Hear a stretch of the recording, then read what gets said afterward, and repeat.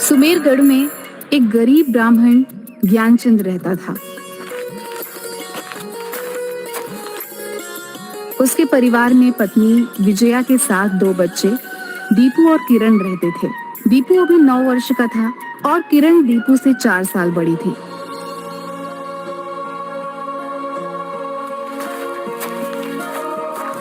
सुनो जी, किरण और दीपू जैसे जैसे बड़े हो रहे हैं, मुझे इनके भविष्य को लेकर बहुत चिंता हो रही है। क्या हम लोगों की तरह ये दोनों भी ऐसे ही गरीबी में मर जाएंगे? यही चिंता हमें भी दिन रात सता रही है। मैं सोच रहा था कि हम इस गांव को छोड़कर शहर में रहने चले, शायद वहां अपनी किस्मत का ताला खुल जाए। ठीक कह रहे हैं आप, शहर में बच्चों की पढ़ाई लिखाई भी अच्छी तरह से होगी। दूसरे दिन ही ज्ञानचंद अपने परिवार को लेकर जंगल के पहाड़ से होते हुए शहर जयनगर की ओर निकल गया। जयनगर सुमेरगढ़ से वैसे तो 65 किलोमीटर की दूरी पर था, लेकिन जंगल पहाड़ के रास्ते से 27 किलोमीटर पड़ता था।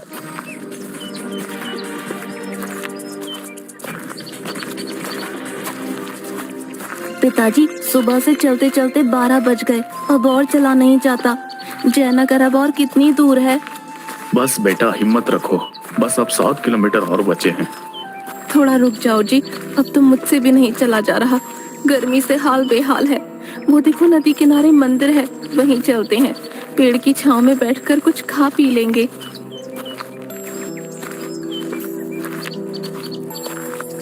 वे लोग मंदिर के पास जाकर खाना खाने लगते हैं। वे लोग नदी के किनारे जाकर हाथ मुंह धोकर पानी पी रहे होते हैं। तभी दीपू का हाथ नदी में पड़ी एक गोल और बहुत ही ठंडे से छोटे पत्थर पे छू जाता है। इतनी गर्मी में इतना ठंडा पत्थर देखकर वह उसे तुरंत उठा लेता है। दीदी देखो, ये पत्थर कितना ठंडा है, मानो बर्फ हो। अरे सचमुच, ये कैसे हो सकता है? इस भीषण गर्मी में जहाँ सभी पत्थर आग उगल रहे हैं, वहीं ये पत्थर बर्फ से भी ठंडा है। दीपू, किरण, वहाँ नदी किनारे क्या कर रहे हो? जल्दी चलो, देर हो जाएगी। अभी वो सामने वाला पहाड़ भी तो पार करना है हमें। 4 घंटे लगेंगे। शाम होने से पहले हमें जयनगर भी पहुँचना है। आया पिताजी। दीदी, मैं इसे पॉकेट में रख लेता हूँ। अब चलो, पिताजी बुला रहे हैं। चलो जल्दी, तुम लोगों को जहाँ थोड़ा सा समय मिलता है वहीं खेलने लगते हो। देर हो रही है, पता नहीं कब ये सफर खत्म होगा। जंगल में जंगली जानवरों से डर भी लगता है। चलो अब देखता हूँ कि मुझसे पहले पहाड़ के पास कौन पहुँचता है। अरे रुको, हे जी, आप ही रोकिए उन्हें। इस जंगल में दौड़ लगा रहे हैं, कहीं कुछ हो गया तो यहाँ कोई वैद्य भी नहीं मिलेगा। अरे भाग्यवान, तुम बेकार में डरती हो। अभी उनके खेलने कूदने की उम्र है, थोड़ा सा दौड़ लगाने दो। हाँ हाँ, आपने ही नहीं बिगाड़ रखा है। जी, वो देखिए, शेर, बच्चों को बचाइए।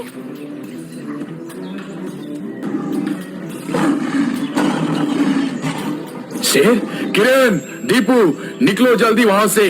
बच्चों भागो वहाँ से। हे भगवान, हे प्रभु, मैंने आज तक जाने अनजाने में कोई भी पाप नहीं किया है। मेरे बच्चे को बचा लो। मैं 16 सोमवार इसी मंदिर में नंगे पैर आकर नारियल फोड़ूंगी। किरण जोर जोर से रोने लगती है। ज्ञानचंद को कुछ भी समझ नहीं आ रहा होता है कि वह क्या करे। वह लगातार चिल्ला चिल्ला कर शेरों को अपनी ओर आकर्षित करने का प्रयास कर रहा था। तभी एक शेर किरण के ऊपर उछलता है, लेकिन इसी बीच दीपू शेर के मुंह पर एक घूसा मारता है। घूसा लगते ही शेर वहीं ढेर हो जाता है। दूसरा शेर दहाड़ते हुए दीपू पर अटैक करता है, लेकिन दीपू उसका पूंछ पकड़कर उसे नचाकर बहुत दूर तक उछाल देता है। फिर पास में बेहोश शेर का भी पूंछ पकड़कर घुमाकर दूर फेंक देता है। न जाने उसमें इतनी फुर्ती और शक्ति कहाँ से आई। यह सब देखकर ज्ञानचंद भी अचंभित हो जाता है। उठो विजया, देखो बच्चे सुरक्षित हैं। मेरे बच्चों, सब ठीक है ना? हाँ पिताजी, दोनों शेर को भगा दिया। हे भगवान, आपका लाख लाख शुक्र है जो आपने हमारी रक्षा की। विजय और ज्ञानचंद इस घटना को भगवान का चमत्कार मानकर चलते चलते पहाड़ पार करते समय उन्हें डाकू का सामना करना पड़ता है। शहर के प्रसिद्ध और सबसे धनवान सेठ जौहरी यमुना प्रसाद को डाकुओं ने किडनैप कर पहाड़ के घने जंगलों में एक पेड़ से बांध रखा था। जैसे ही ज्ञानचंद और उसका परिवार उन डाकुओं के नजदीक पहुंचते हैं, डाकू इन्हें भी पकड़कर पेड़ में बांध देते हैं। कौन हो तुम लोग और इस जंगल में क्या कर रहे हो? हम सुमेरगढ़ के गरीब ब्राह्मण ज्ञानचंद है मालिक। गरीबी से तंग आकर गांव से शहर जा रहे हैं। मेरे पास पैसे तो थे नहीं, तो पूरे परिवार के साथ जंगल पहाड़ पार करके जयानगर जा रहे हैं, जहां अपनी जेबकी के लिए कुछ करूंगा ताकि मैं और मेरे बाल बच्चे भूख से ना मरे। सुना तुमने जकीरा, ये गरीब ब्राह्मण शहर में अमीर बनने जा रहा है। बता बता इसे कि गरीब आदमी को शहर में और गरीब ही बना देती है। अमीर बनने के लिए हमारे जैसे कत्लेआम करना होगा। सरदार बिल्कुल सही कह रहे हैं। देखो इस सेठ को, इसने हमें 50 करोड़ रुपए देने से इनकार किया था। अब जब इसकी जान पर बन आई तो इसके आदमी 50 करोड़ रुपए लेकर आ रहे हैं। तुम लोग भी जब तक इसके आदमी नहीं आ जाते यहीं रहोगे। माई बाप हमें छोड़ दीजिए, हम गरीब लोग हैं, शहर में कुछ काम काज करने और किसी तरह जीने खाने जा रहे हैं। दया करो मालिक। दया रहम भीख ये सब अपने डिक्शनरी में नहीं रहे। क्या सेठ, पूरे 2 घंटे हो गए, तेरे आदमी अभी तक यहाँ नहीं पहुँचा पैसे लेकर। अगर आधे घंटे के अंदर वो यहाँ नहीं पहुँचा तो अगले 2 मिनट के अंदर तुम और ये ब्राह्मण परिवार मौत के घाट उतार दिए जाओगे। भी घोड़े पर एक बड़ा सा बैग लिए सेठ का आदमी आते हुए दिखाई देता है। जगीरा आकर चंपत सिंह को बताता है कि सेठ का आदमी पैसा लेकर आ रहा है।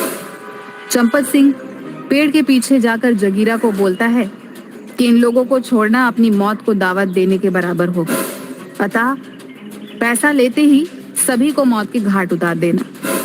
यह बात दीपू सुन लेता है। जैसे ही सेठ का आदमी जगीरा को पैसा देता है, सरदार पूरे 50 करोड़ रुपए हैं।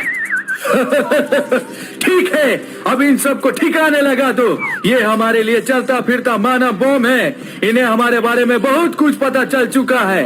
ये कभी भी पुलिस को इन्फॉर्मेशन दे सकते हैं। मुझे छोड़ दो, बदले में मेरी सारी संपत्ति ले लो, रहम करो। चंपन सिंह की डिक्शनरी में दया रहम भीख ये सब नहीं है सेठ। तुम सबको अब मरना ही होगा। नहीं मालिक, हम गरीब ब्राह्मण परिवार ने आपका क्या बिगाड़ा है, हमें छोड़ दो मालिक। आपको जो रुपए चाहिए थे वो तो मिल ही गया। तभी रुपए साथ में लेकर सेठ का आदमी कुछ हरकत करता है। जगीरा उसी पल उसके सीने में गोली मार देता है। वह वहीं ढेर हो जाता है। यह सब कुछ देखकर सभी भगवान का नाम लेने लगते हैं। तभी दीपू अचानक पूरी ताकत से रस्सी को तोड़ते हुए सभी डाकुओं को मारकर बेहोश कर देता है। ये काम इतनी फुर्ती से करता है कि किसी को भी एक पल सोचने का मौका भी नहीं मिलता। यह सब देखकर सेठ और ज्ञानचंद के परिवार को लगता है कि दीपू पर कोई दैविक शक्ति आ गई है। सभी किसी तरह शहर पहुंचते हैं और पुलिस को जंगल के डाकुओं के बेहोश पड़े होने की जानकारी देते हैं। पुलिस उन डाकुओं को जाकर पकड़ लेती है। ज्ञानचंद, आज तुम्हारे परिवार के कारण हम जिंदा हैं। मेरे गेस्ट हाउस में तुम रहोगे और मेरा पूरा बिजनेस का देखभाल अब तुम करोगे। बहुत बहुत धन्यवाद मालिक, आज हमें सब कुछ मिल गया। अब हमारे बच्चे भी अच्छे स्कूल में पढ़ेंगे। हाँ मालिक, आप तो हमारे लिए भगवान से कम नहीं। लेकिन हमारे लिए तो साक्षात भगवान दीपू है, जिसके चलते हम सब आज जिंदा हैं। लेकिन ज्ञानचंद और उसके परिवार की ये खुशी ज्यादा दिन तक चल नहीं पाती। सेठ धनीराम का साला षड्यंत्र कर उन्हें घर से निकलवा देता है और कुछ दिनों बाद सेठ धनीराम का गाड़ी से एक्सीडेंट करवा उन्हें मरवा देता है। इधर ज्ञानचंद कुछ बांस और नारियल के पत्तों से एक झोपड़ी बनाता है और उसी में रहने लगता है। किरण बुखार से तप रही है, ऊपर से ये भीषण गर्मी की रात जान लेने पर उतारू है। हवा ठहरी हुई है, एक पत्ता भी नहीं हिल रहा है आज। हे भगवान, और कितने दुख का दिन दिखाएगा हमें। माँ, मेरे पास एक ठंडा पत्थर है जिसको पकड़ते ही गर्मी से राहत मिलेगी। रुको, अभी देता हूँ।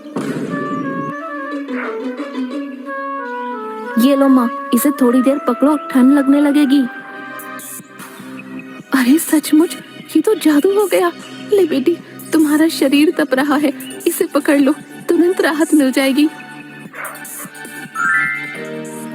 माँ, पिताजी, मेरी तबीयत ठीक हो गई। मुझे एक जादुई पत्थर लगता है। किरण उस पत्थर को ज्ञानचंद को देती है। ज्ञानचंद जैसे ही वह पत्थर हाथ में लेता है, उसकी सारी गर्मी उसी पल गायब हो जाती है और वह ठंडक महसूस करने लगता है। वाकई कमाल हो गया। ये कोई मामूली पत्थर नहीं। कहाँ से मिला ये? जंगल में मंदिर के पास जब मैं नदी में पानी में हाथ धो रहा था, तभी ये पत्थर मेरे हाथ से टच हुआ और ठंडा पत्थर होने के कारण मैंने इसे अपनी जेब में रख लिया था। इसमें जरूर कोई शक्ति है। ये लो बेटा, इसे अच्छे से रख दो। बड़ा कीमती पत्थर है ये। जंगल वाले मंदिर से याद आया कि जब बच्चों को शेर ने घेर लिया था, तभी मैंने 16 सोमवार को नारियल फोड़ने का व्रत लिया था। कल संयोग से सोमवार है। कल सुबह ही हम वहीं जंगल वाले मंदिर में चलेंगे। हे भाग्यवान, शायद हमारी दरिद्रता भी दूर हो जाए। अगले दिन सुबह सुबह ही देव अपने परिवार के साथ जंगल वाली मंदिर जाने के लिए निकल पड़ता है। अभी वह पहाड़ ही पार कर रहे थे, तभी दीपू के हाथ से वह पत्थर फिसल कर गिर जाता है। जैसे ही दीपू उस पत्थर को उठाने के लिए झुका, वह फिसल गया और एक छोटा सा पेड़ पकड़ लिया।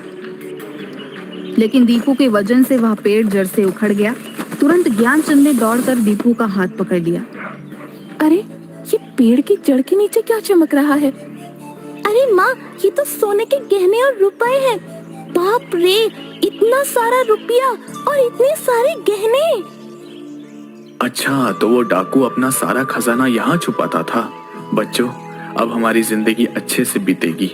चलो घर चलते हैं। सभी लोग जाकर नदी में स्नान करते हैं। स्नान करते समय ही दीपू के पॉकेट से वह पत्थर गिरकर धारा के साथ न जाने कहां बहकर चला जाता है। दीपू बहुत रोता है, लेकिन विजया और ज्ञानचंद समझाते हैं कि वह कीमती पत्थर अब किसी दूसरे जरूरतमंद की मदद करने के लिए चला गया है। फिर वे लोग मंदिर में जाकर नारियल फोड़ते हैं। उसके बाद लौटते समय बोरों में भरकर सारे गहने और रुपए लेकर जयनगर पहुंचते हैं। ज्ञानचंद उन पैसों से एक घर खरीदता है और एक होटल खोल देता है और हर उस गरीब की मदद करता है जिनका कोई नहीं है। वह गरीबों को खाना खिलाते हुए बहुत से पुण्य का काम करते हैं और इसी तरह हंसी खुशी वह अपना जीवन बिताने लगते हैं।